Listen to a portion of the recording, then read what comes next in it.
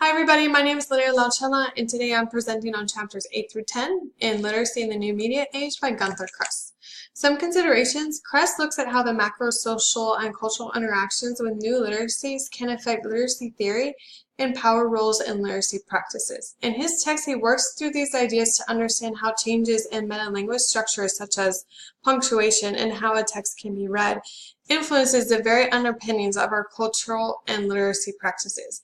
His work ties into this course because not only is he one of the larger players in developing ideas and theory around new literacies, he was cited in the New London Group, but he also analyzes literacies through a social cultural lens, much like Carter 2006, Paul and Rosell 2006, and Gee 1998. Kress relies on social semiotic theory through his text in order to redefine how we look at semiotics or meaning making as a social practice. So he looks at the metalinguist structure of punctuation and how it creates meaning. So he talks about semiosis as being ceaseless, so without fixing and framing, we would not have anything tangible. So punctuation in that sense fixes and frames elements, which creates larger frameworks and structures that carry meaning. Without these frames, Kress argues there would be no meaning. So he looks at the structure of punctuation and the space surrounding it, like you can see here. Is there a period, a semicolon, space around the paragraph or the larger text? He examines the spatial relationship between punctuation and the text to determine how meaning is made. He also looks at punctuation in its traditional form. So he argues that text is a domain for punctuation, and it gives insight into a writer's sense of their place in the world. Therefore, punctuation carries social meaning. Punctuation works as the text design element as well, as it allows the reader to engage in different ways with the text. So if I wanted the reader to engage with the text as if I was speaking it, the text might look something like this. See, if the punctuation structure follows a speech-like pattern, then that is how the text will be read. Punctuation can also be used to move within frames to make meaning dependent on the social conventions of the type of writing being produced.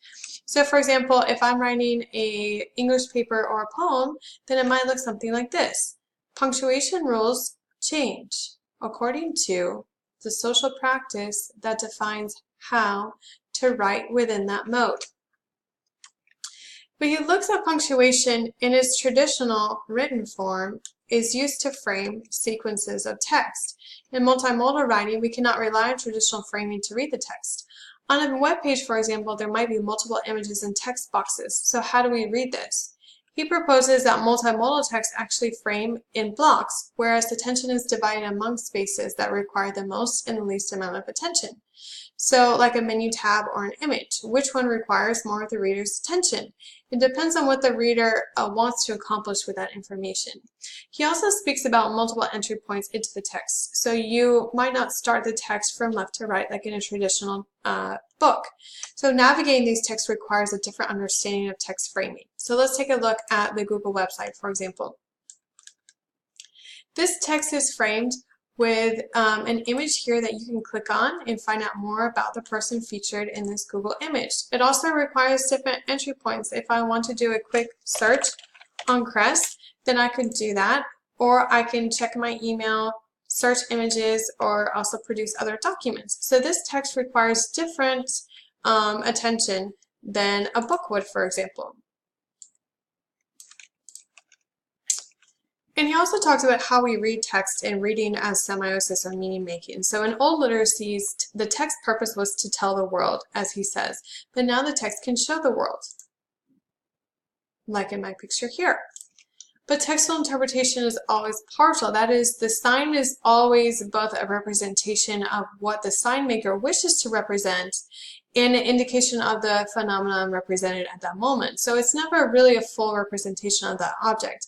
So I interpreted this quote to be more like a jack-in-the-box. We never know what is under the surface.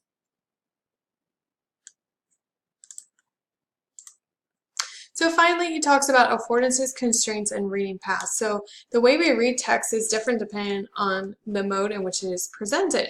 So each text mode elicits a certain affordance or constraint as well. So text alone can actually constrain the reader, especially if that person is not literate. However, text also provides the affordance to interpret the text in various ways. So images are more accessible, and it can be argued that they can provide an additional affordance in that they make text more accessible to modern readers. Yet the perplexity of multimodal text is that they require different reading paths than a traditional text. Some of his concerns on creating theory as we move forward in new literacies is authenticity and authority in text. So when we have collaborative text productions and creative licensing, how do we know what is truth and what is not, and who carries the authority to produce text now? Another argument was the decline of writing. So some purists are concerned that students will no longer be able to write a traditional English paper. Is that really a problem? So how do we bridge the gap between what students are producing in the real world and what they're producing in the classroom? And so he also talks about moving towards a theory of new literacies. And since this text was written in 2003, it would be interesting to see how he would interpret GIFs and memes and emojis now and the other ways that we interact with text. But one thing is for sure, that he would argue that we are the meaning makers of text. Bye, everybody.